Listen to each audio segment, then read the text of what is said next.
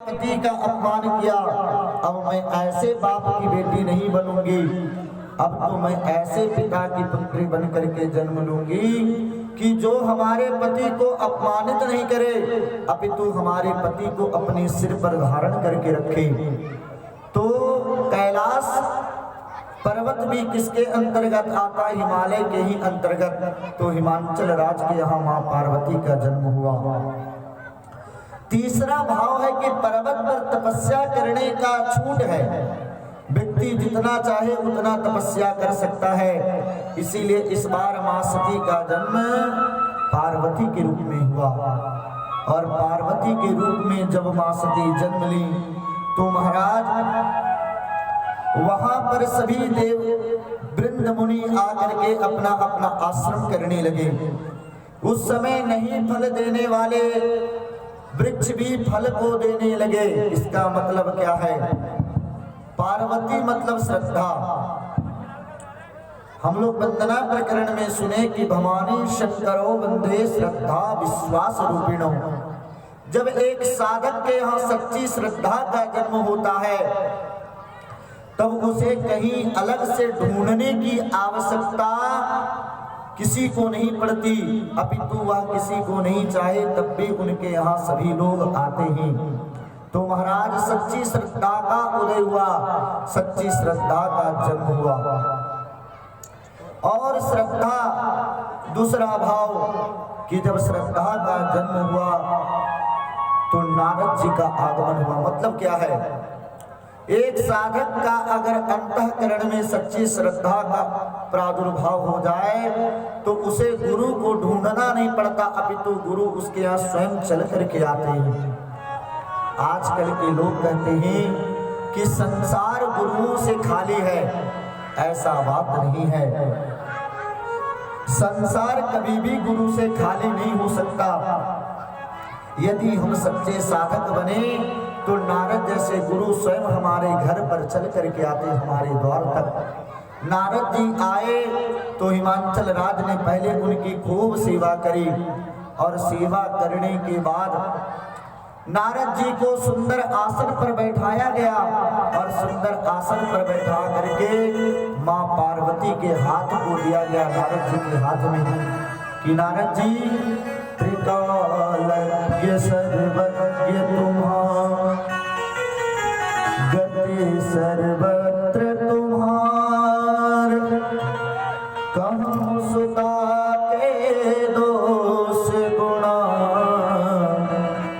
मुनिवर हृदय विचार। हे महाराज, आप त्रिकालज्ञ हो, आपकी गति सर्वत्र है, आप सभी जगह भ्रमण किया करते हो, इसलिए हमारे पुत्री के भाग्य में क्या है यह आप बताने का कष्ट करें। तो श्री नारद जी महाराज कहते कि महाराज आपके कन्या बहुत गुणों वाली है, बहुत गुणवान है। संसार की समस्त स्त्रियां इनके नामों का आश्रय लेकर के पातिव्रत धर्म का पालन करेंगी। संसार की सभी स्त्रियां पातिव्रत के असीधारा पर चढ़ जाएंगी। आपकी कन्या ऐसी होगी जिनको जगत में पूजा जाएगा।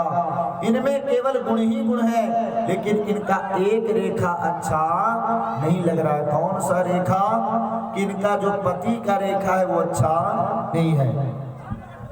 तब हिमाचल राज ने कहा महाराज ये तो बहुत जरूरी रेखा है, अगर आप ये जरूर बतावें कि हमारे कन्या को मिलने वाला पति कैसा होगा, इनको जो पति मिलेगा वो कैसा होगा। तब गोस्वामी कहते हैं नारद जी कि अगोने अमाने मातु पितु हीना, मातु पितु हीना, उदासीन सब संसार छीना, उदासीन सब संसार छीना, अगुने हमारे मातु पितु हीना, अगुने हमारे मातु पितु हीना,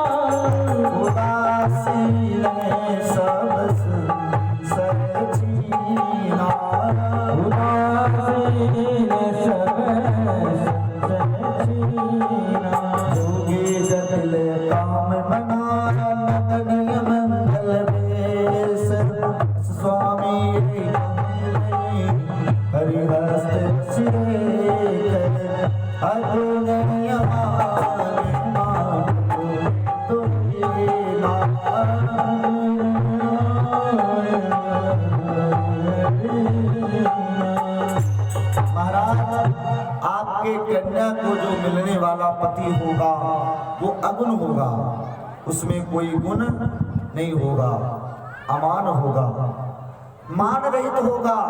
वो जगत में किसी से मान की इच्छा नहीं करेगा, मातु पितु हीना, उसका संसार में कोई माता पिता नहीं होंगे। इसीलिए जब शिव जी का विवाह होने लगा तो शिव जी से पूछा गया कि आपके पिता का क्या नाम है? तो शिव जी बोले कि जगत का पिता तो मैं हूँ। अरे हमारे पिता कहाँ से आ गए?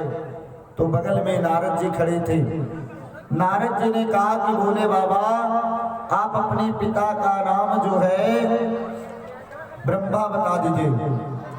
तो शिव जी ने कहा कि भैया जगत के पिता जरूर होंगे ब्रह्मा जी। वैसे भागवत के अनुसार ब्रह्मा जी ही शिव जी के पिता हैं, लेकिन हमारे पिता थोड़े हैं। तो नारद जी ने कहा कि शिव जी ऐसा नियम होता है, बता दीजिए अपने पिता का नाम ब्रह्मा। शिव जी ने कहा हमारे पिताजी का नाम ब्रह्मा। अच्छा आपके पिताजी के पिताजी कौन हुए? क्योंकि 3 पीढ़ियों का नाम लिया जाता है। आपके पिताजी के पिताजी कौन हुए? तब ब्रह्मा जी ने कहा कि बता दीजिए विष्णु। तो शिव जी ने कहा कि हमारे बाबा का नाम हुआ विष्णु। अच्छा उनके पिताजी कौन हुए? क्योंकि 3 पीढ़ियों का नाम लेना है। तो कि सुनो भैया हमारे पिता ब्रह्मा और ब्रह्मा के पिता विष्णु और विष्णु का पिता मैं हूँ, क्योंकि जगत का बाप तो मैं हूँ, मेरा पिता कौन हो सकता है? इसलिए मातु पितु हीना, उदासीन रहेगा वो, वह उदासीनता को धारण करने वाला होगा, उसमें किसी प्रकार का संशय नहीं होगा, वो संशय रहित होगा, जोगी होगा। उसके बहुत बड़े बड़े बाल होंगे, जटिल जोगी, जटिल अकाम मना, उसके मन में किसी भी प्रकार की कामना नहीं होगी और सदा नंग धड़ंग रहेगा, वो कभी कपड़ा को भी पहनेगा नहीं। अकाम मना नगन अमंगल वेश अस स्वामी, ऐसे पति इनको मिलेंगे, ऐसा इनका रेखा बता रहा है। अब तो महाराज माँ मैना बड़ी उदास हो गई। माँ मैना बोली कि भले ही हमारी कन्या को जीवन भर कुंवारी क्यों ना रहना पड़े, लेकिन मैं अपनी बिटिया का विवाह ऐसे वर के साथ में होने नहीं दूंगा। इतना बुरा पति इनको मिलने वाला, जो कपड़ा तक नहीं पहनेगा, जिसको रहने के लिए घर नहीं होगा। तो हिमाचल राज ने कहा कि नारद जी आप ऐसा कोई कार्य करें ताकि यह जो इनके भाग्य में लिखा हुआ कुत्सित रेखा है ये मिट जाए। नारद जी के नहीं भैया, साधना तो इनको स्वयं करना पड़ेगा, उधार के साधना में आनंद नहीं आता। सबका नाम लिखते भैया। उधार के साधना में आनंद नहीं आएगा, इसलिए साधना यह स्वयं करे जा करके। अब तो महाराज नारद जी चले गए और नारद जी ने कहा कि सुनो हिमाचल राज, जितने अवगुण मैंने कन्या के बारे में बताया है ये सभी अवगुण माँ जो है भगवान शिव में निर्धारित होता है, भगवान शिव में घटता है। अगर शिव जी आपके कन्या को पति के रूप में मिल जाए तो ये जितने दोष हम आपको गिनाए ये सब गुण के रूप में परिवर्तित हो जाएंगे। क्योंकि समर्थ कहूँ नहीं दोष गुसाई, रवि पावक सुरसरी की नाई। इसलिए आप अपने कन्या को कहो कि वो शिव को प्राप्त करने के लिए साधन करें और साधना के माध्यम से शिव जी को प्राप्त करें। अब महाराज सभी लोग सो गए रात्रि के समय और जब प्रातः काल माँ पार्वती उठी तो पार्वती जी ने कही कि पिताजी हमारे स्वप्न में हमारे गुरु नारद जी आए थे और नारद जी ने कहा कि आप तपस्या करो और तपस्या के माध्यम से पति के रूप में भगवान शिव को प्राप्त करो। इसलिए यदि आपका आदेश प्राप्त हो तो मैं शिव को पति के रूप में प्राप्त करने के लिए तपस्या करूं। लेकिन नारद महाराज उनकी कोमलता सुकुमारता को देख करके, हाँ जिनको भी दान देना हो यहाँ बैठे हुए मिथिलेशी उन्हीं को दें, इनकी सुकोमलता को देख करके नारद जी ने कहा इनके माता पिता ने कहा कि नहीं, मैं आपको तपस्या के लिए नहीं भेज सकता। तो एक वेद शिरा नाम करके ऋषि आते हैं, वो उन्होंने समझाया माँ मैना को और हिमांचल राज को, तब वो तैयार हुए। माँ पार्वती तपस्या करने के लिए चली जाती हैं गोकर्ण तीर्थ में।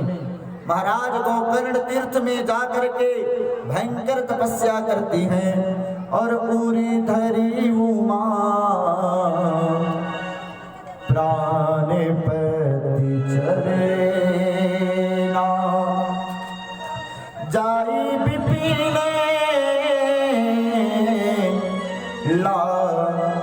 गीत पुकरेना। हृदय में अपने प्राणपति शिव जी को धारण करके और विपिन वन में जाकर के माँ उमा तपस्या करती हैं। प्राणपति का अर्थ यहाँ भगवान राम भी है और भगवान शिव भी है, क्योंकि शिव के ही कृपा से इन्होंने पति के रूप में राम जी को प्राप्त किया और राम के कृपा से इन्होंने शिव जैसे पति को प्राप्त किया। क्योंकि जो राम जी वाणी के विषय नहीं है, ऐसे राम जी को जानने में अगर सामर्थ्यता प्राप्त हुई मां सती को, तो शिव के कृपा के बिना यह संभव नहीं था। नारायण जब तपस्या करने लगे तो तपस्या करते करते इतना भयंकर तपस्या की है, पंचतत्व को जीत ली मां पार्वती। बेल पात मई परे सुखाई, 3 सहस्र संवत्सर सुखाई।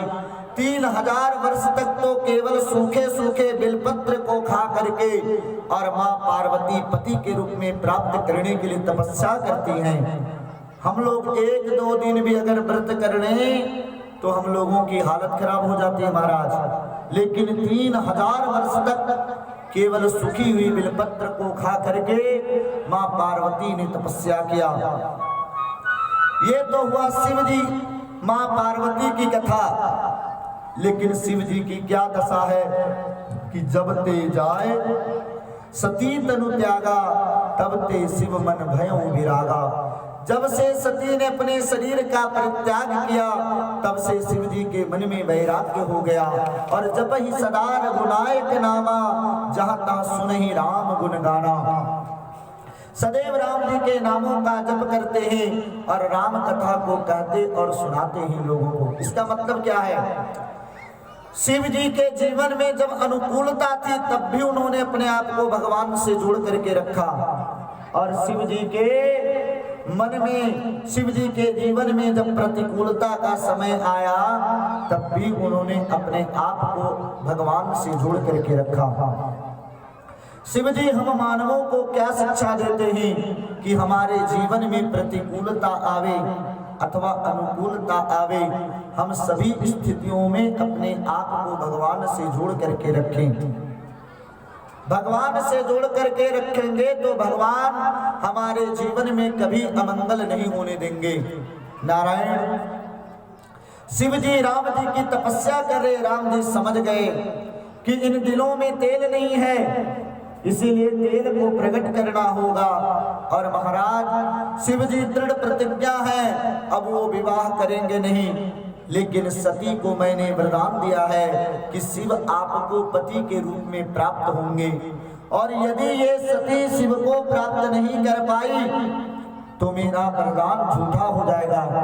ऐसा विचार करके मां नारायण भगवान शिव के पास आते ही भगवान श्री राम, और श्री राम जी ने क्या किया कि अब बिनती मम सुन हो शिवा, जो मोह पर निज ने और जाए विवाह शैलज ही, यह मोहि मांगे दे। हे भोलेनाथ, ये राम आपसे विनती करता है, आप हमें एक वरदान दें। तो शिव जी ने कहा कि प्रभु, अरे आपको विनती करने की आवश्यकता नहीं है, आप आज्ञा करें, आपको क्या चाहिए, आप हमसे क्या लेना चाहते हो। तो राम जी ने कहा कि भोले बाबा, पार्वती का, सती का जन्म हो गया है, सती अब दक्ष तनया नहीं है, अब वो हिमाचल तनया बन करके जन्म ली है। आप जाकर के विवाह कर लो। शिव जी पूरी बात को सुनने ना हूं ना हाँ। राम जी समझ गए कि मैं इनको सुना रहा हूं लेकिन ये ना हूं ना हाँ करते हैं, आखिर बात क्या है। इन दिलों में तेल नहीं है, इन दिलों में तेल को प्रकट करना होगा। इसीलिए ये भगवान शिव दृढ़ प्रतिज्ञा है। भगवान शिव जिस पार्वती को त्यागे हैं, जिस सती को त्यागे हैं, अब ये इन्हें पत्नी नहीं बना सकते। लेकिन पार्वती सर्वथा अत्याज्य है, पार्वती सदा ग्रहण करने योग्य है। इसीलिए पार्वती जी से तो भोले बाबा को विवाह करना ही पड़ेगा। और